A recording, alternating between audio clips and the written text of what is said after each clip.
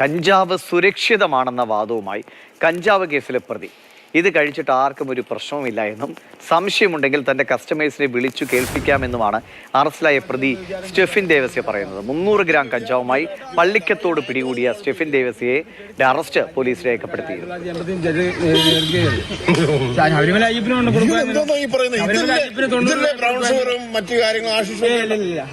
Blood ക്യാൻസറിന്റെ മരുന്ന് ഇപ്പോഴും സാറിന് വേണ്ടി അന്വേഷിച്ചു. കോട്ടക്കൽ ആരോഗ്യശാലക്കാർക്കുണ്ട്.